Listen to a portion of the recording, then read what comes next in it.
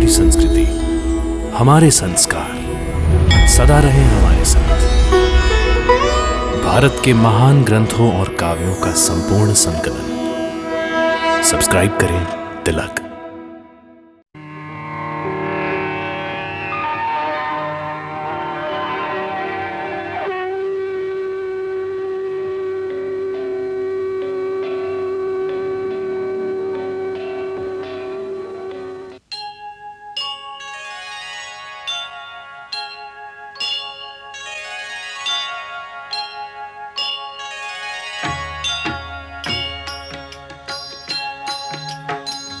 सीताराम चरित अति पावन, मधुर सरस अरु अति मन भावन।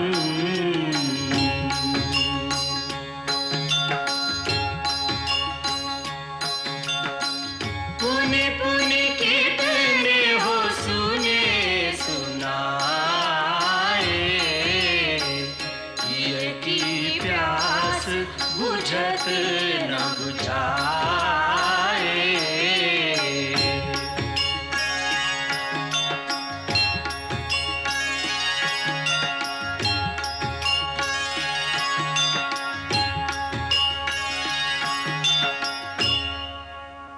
निगम नेति शिव ध्यान न पावा, माया मृग पाछे सो धावा।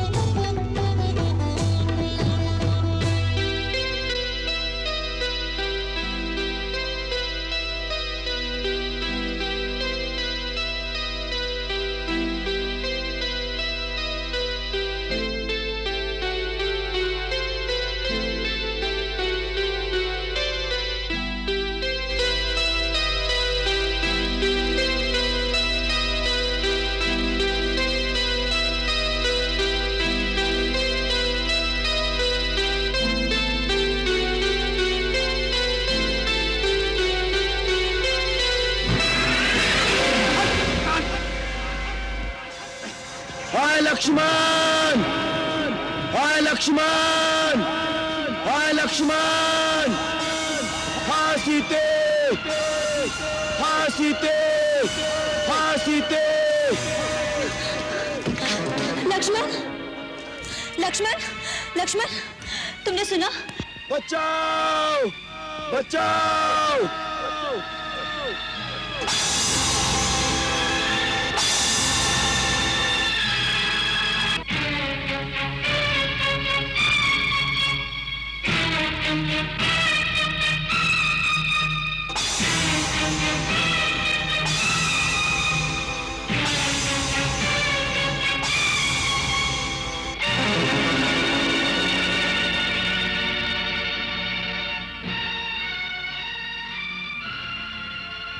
तुम्हारे भैया बड़े अटकस से हमें बुला रहे हैं। वो अवश्य किसी संकट में फंस गए होंगे। उनकी आवाज में कितनी करुणा है। लगता है बहुत सारे राक्षसों ने उन्हें घेर लिया होगा। लक्ष्मण, तुमने नहीं सुनी उनकी पुकार? सुनी है भाभी। तुम यहीं पे खड़े हो। जाओ लक्ष्मण, जाओ, जाके उनको बचाओ। लक्ष्मण, क्या हुआ? तुम जाते क्यों नहीं? क्योंकि मैं जानता हूं भैया किसी संकट में फंस ही नहीं सकते। भाभी, आपके स्वामी को देव, असुर, नाग, दानव कोई परास्त नहीं कर सकता। ये कदाचित भैया की आवाज नहीं है, ये कोई धोखा है। आप इतनी अधीर ना हो भाभी, धीरज रखिए। जिसका पति संकट में हो और सहायता के लिए पुकार रहा हो, उसको तुम धीरज रखने की बात सिखा रहे हो। लक्ष्मण, क्या तुम राक्षसों के डर के मारे अपने प्राण बचाने के लिए नहीं जा रहे? मैंने तुम्हें इतना कायर कभी नहीं समझा था। भाभी, अपने भाई के सामने धनुष उठाकर अपनी वीरता के डींगे मारते रहते हो, और आज तुम सचमुच वीरता दिखाने का अवसर आया। तुम डरे हुए चूहे की भांति अपने बिल से निकलना नहीं चाहते। भाभी, भाभी, आप ऐसी बातें न कहिए। आप नहीं जानती आप क्या कह रही हैं। मैं अच्छी तरह जानती हूँ तुम्हें। जिस भाई ने तुम्हें अपने पुत्र की भांति पाला है, आज जब उनके प्राण संकट में आ गए तो तुम डर के मारे अपनी भाभी के आंचल में आकर छुप गए। क्या इसी समय यही तुम्हारा कर्तव्य है? मेरा एक ही कर्तव्य है, अपने बड़े भाई श्री राम की आज्ञा का पालन करना। और वो मुझे कह गए हैं कि मैं आपकी रक्षा के लिए यही रहूं, इसलिए मैं आपको किसी भी स्थिति में अकेला छोड़ के नहीं जा सकता। मेरी रक्षा, जिसके लिए मैं सारा संसार त्याग कर इस वन में रहने आई हूँ, जिसके बगैर मैं एक पल भी जीवित नहीं रह सकती, और जब उनके प्राण संकट में आ गए तो मेरी रक्षा करने से क्या लाभ? लक्ष्मण, अगर उनको कुछ हो गया तो मैं एक पल भी जीवित नहीं रह सकूंगी। फिर मेरे मृत शरीर की रक्षा करते रहना और पालते रहना भाई की आज्ञा। भाभी, आप समझती क्यों नहीं? भैया पर कोई आज आ ही नहीं सकता। तीनों लोगों में कोई ऐसा वीर नहीं जो उन्हें परास्त कर सके।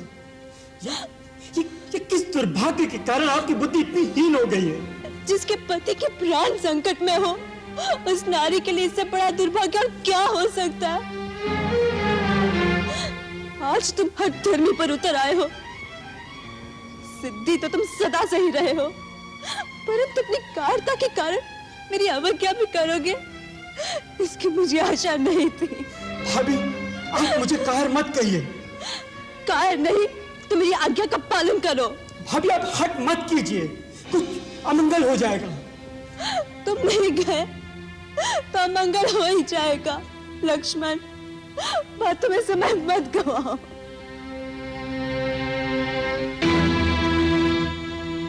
ठीक है, तुम नहीं जा सकते तो ये धनुष बाण मुझे दे दो। हर आर्य स्त्री अपने पति की रक्षा करना अच्छी तरह से जानती है। लाओ। धनुष बाण भी मुझे नहीं दे सकते? ठीक है, मैं ऐसे ही चली जाती हूँ, तुम यही रहो। भाभी, मुझे इतना विवश मत कीजिए। बातें ना करो, कर्म करो, कर्म। अच्छी बात है, आपकी आज्ञा का पालन करने के लिए आज पहली बार लक्ष्मण अपने प्रभु श्री राम की आज्ञा का उल्लंघन करता है। आप कुटिया में चली जाइए।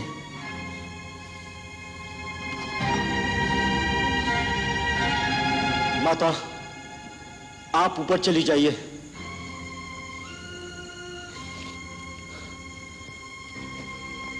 भैया, मुझे क्षमा करना।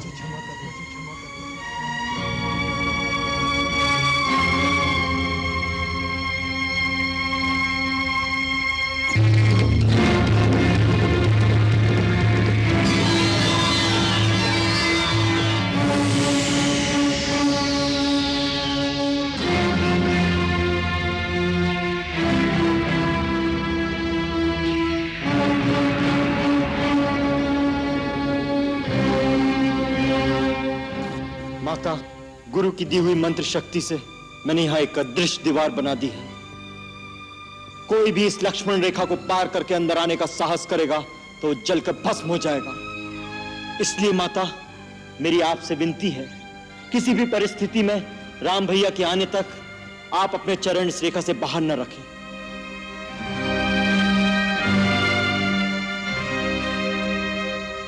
हे वन के देवताओं, समस्त प्राणियों, मैं माता सीता को आपकी सुरक्षा में छोड़े जा रहा हूं। इनकी रक्षा कर रहा हूं।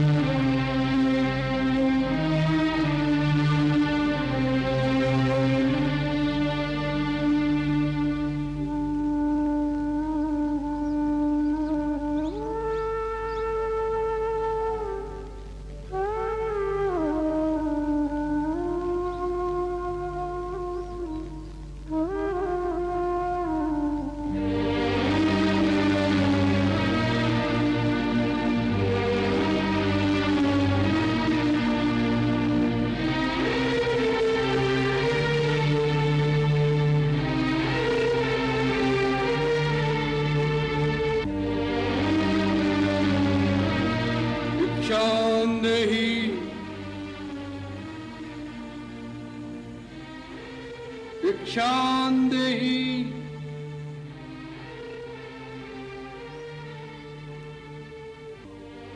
भिक्षान्देहि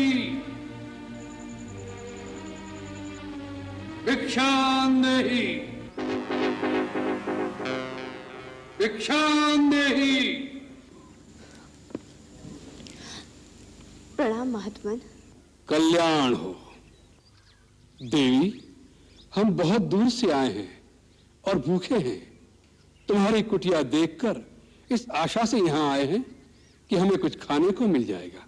अवश्य महात्मन, आप यहीं ठहरिए, मैं आपके लिए यथासंभव भोजन लाती हूँ।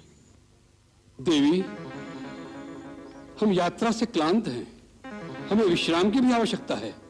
क्षमा करें, इस समय मेरे पति कुटिया में नहीं है, इसलिए मैं आपका स्वागत नहीं कर सकती। परंतु कृपा करके आप वहीं ठहरिए, मैं आपके लिए भोजन लाती हूँ।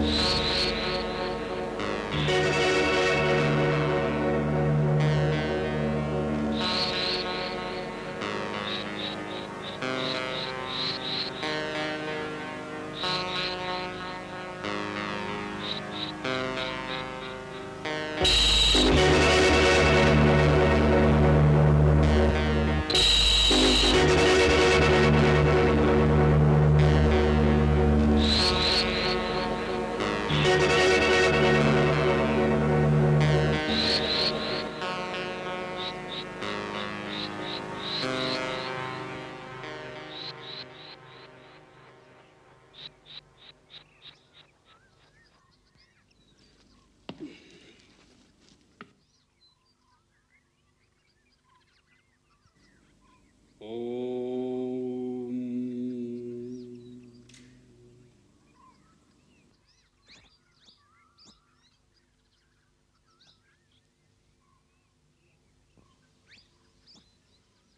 मेरी आपसे विनती है, किसी भी परिस्थिति में राम भैया के आने तक आप अपने चरण इस रेखा से बाहर न रखें।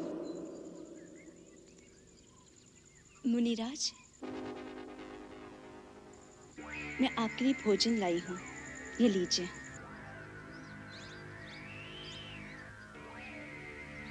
ले आओ देवी। कृपया आप ही को यहाँ आना होगा। अब तो हमने आसन जमा लिया है, यात्रा से थके हुए हैं, बार बार उठा नहीं जाता। जो कुछ देना है यही ले आओ। भगवान, मैं इस सीमा से बाहर नहीं आ सकती, आप ही को कष्ट करना होगा। देवी, तुमको आर्य कन्या नहीं लगती? द्वार पर आया हुआ अतिथि भगवान का रूप होता है, और तुम हमारा तिरस्कार कर रही हो। नहीं नहीं अतिथि देवता, मेरे वहां न आने का कारण आपका तिरस्कार करना नहीं। वास्तव में मेरे देवर मेरी सुरक्षा के लिए एक सीमा की रेखा खींच गए हैं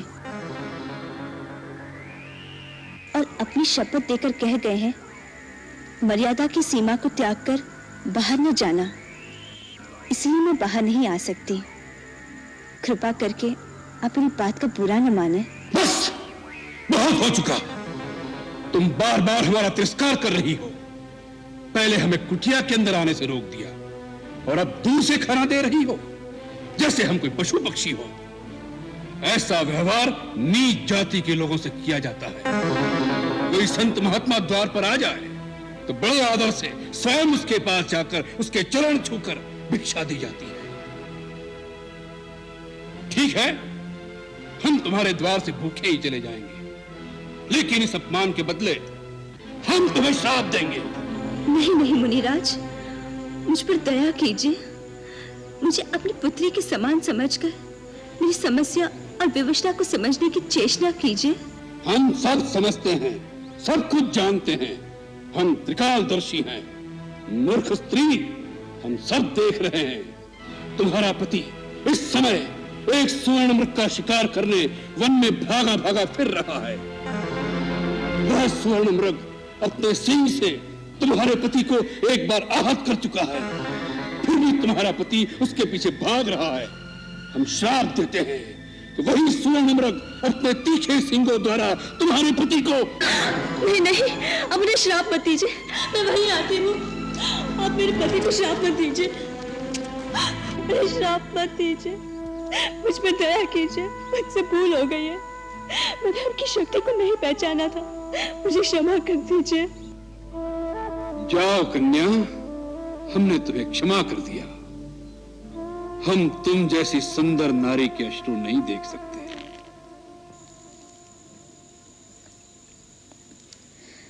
मैं मिथिला नरेश महाराज जनक की पुत्री हूँ। मिथिला की राजकुमारी, और इस अवस्था में? ये कैसा दुर्दैव है। जिस कांचन काया को देख देवता भी लालायित हो जाएं, उसे तुम इस घास फूस की कुटिया में नष्ट कर रही हो। अरे ऐसे नारी रत्न को तो किसी त्रिलोकी के राजा की पत्नी होना चाहिए था। मेरे लिए तो मेरे पति ही त्रिलोकी के राजा है। उनसे बढ़कर और कोई हो सकता है क्या? अवश्य हो सकता है। हम तुम्हें बताते हैं। सीते, जिसके नाम से देवता, नाग, किन्नर, असुर, राक्षस अर्थात संसार के संपूर्ण प्राणी थर्रा उठते हैं। सूर्य, चंद्र आदि नवग्रह जिसकी इच्छा से चलायमान होते हैं। जो संसार के समस्त चराचर प्राणियों का स्वामी है, जिसे देख वृक्षों के पत्ते भी भय से स्तब्ध हो जाते हैं। अरे वायु भी जिसके सामने सांस नहीं ले सकती। तुम तो उस लंकाधिपति रावण की पत्नी होने योग्य हो। ऐसे पाप पूर्ण वचन कहते हुए तुम्हें लज्जा नहीं आती? कोई महात्मा के वेश में तुम एक दुरात्मा हो। कौन हो तुम? तुम्हारा दास, वही लंकेश्वर रावण।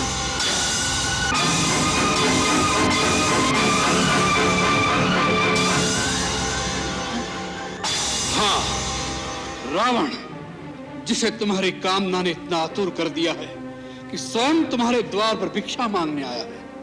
सीते, आज तुम्हारा भाग्योदय हो गया।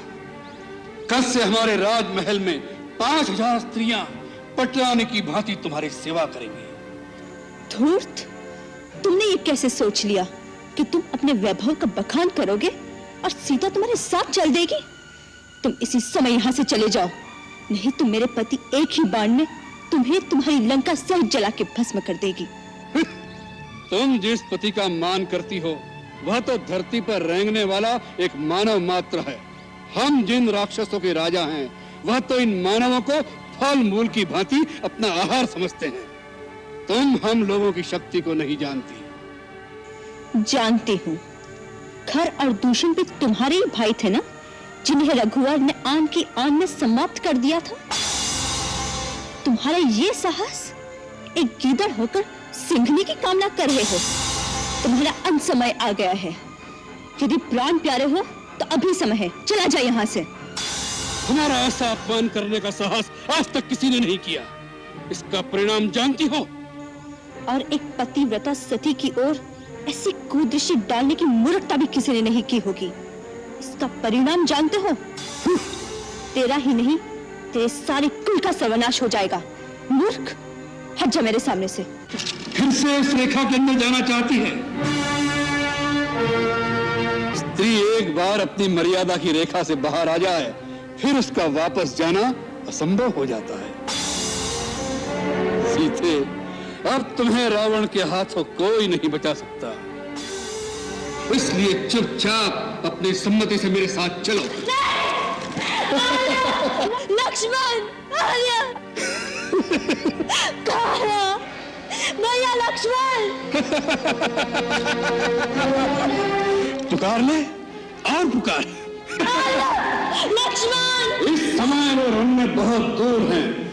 तुम्हारी पुकार उन तक नहीं पहुंच सकती। सीते, चलो।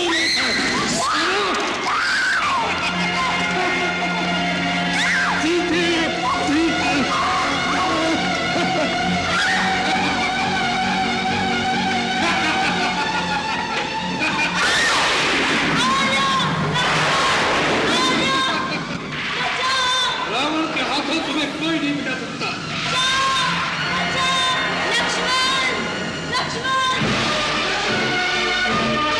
भैया,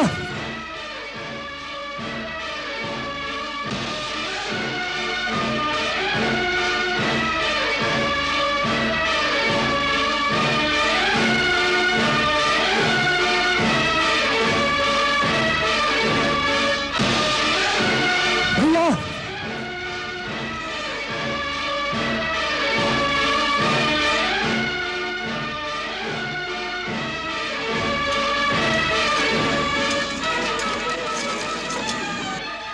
लक्ष्मण,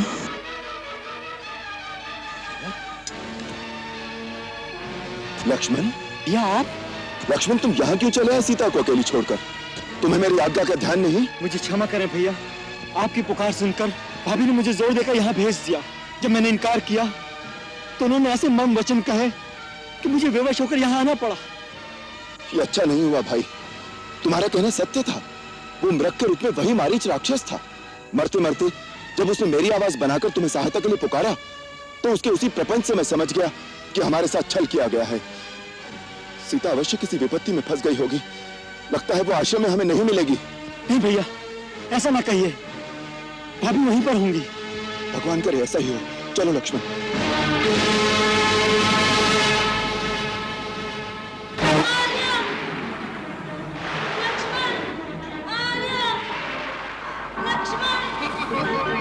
सीते, मेरी बेटी, सीते मैं आ रहा हूँ।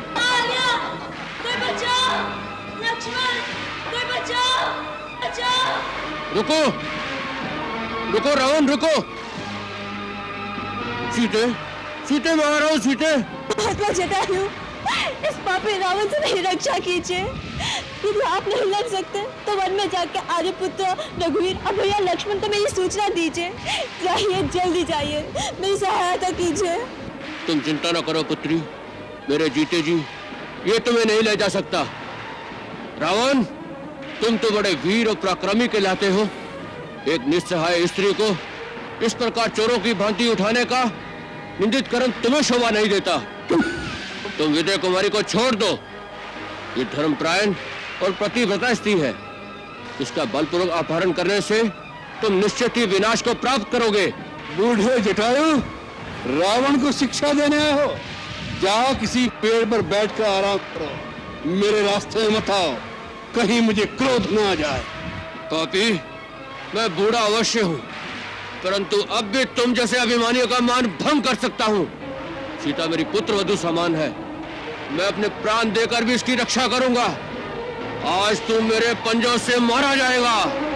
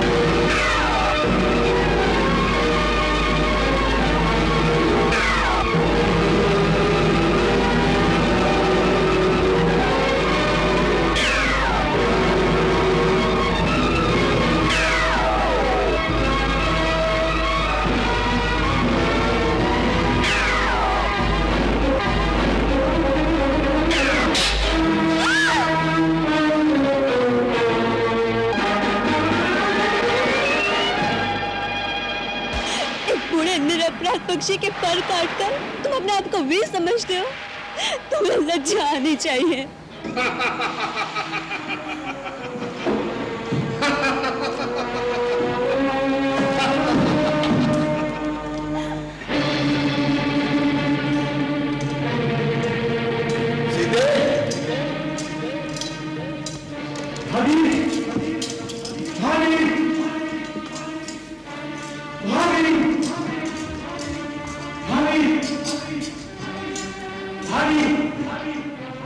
लक्ष्मण, सीता अंदर नहीं है। हो सकता है मेरी किनारे पर गई हूँ, परंतु वो अकेली तो कभी नहीं जाती थी। हो सकता है उद्यान में फूल चुनने गई हूँ। ठीक है, तुम नदी पर देखो, मैं उद्यान में देखता हूँ।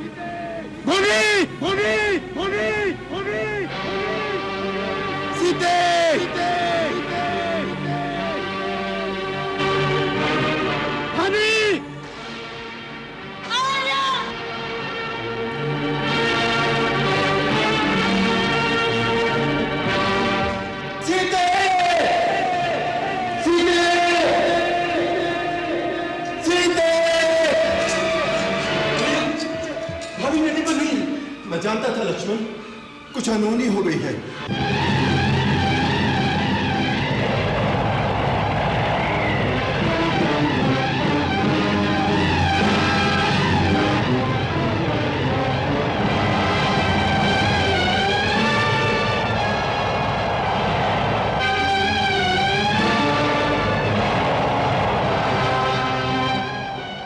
हे वन के वासियों, यदि मेरे पति मुझे ढूंढते यहाँ आए तो उन्हें यह आभूषण दिखा देना और कह देना मुझे रावण उठा कर ले गया है।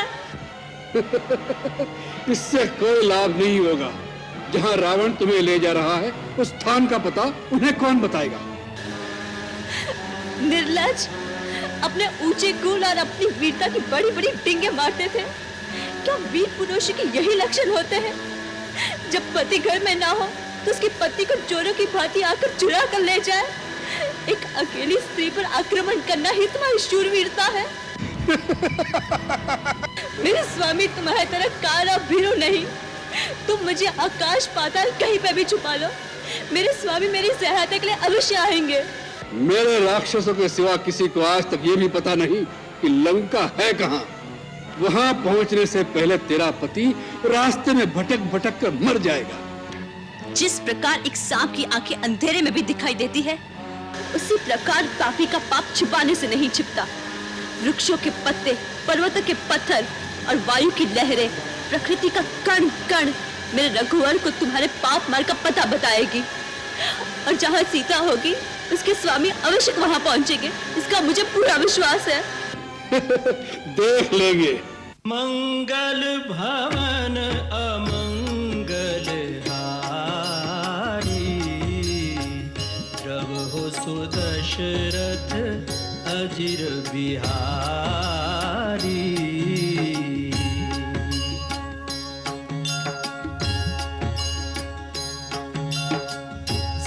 सीताराम चरित अति पावन, मधुर सरस अरु अति मन भावन।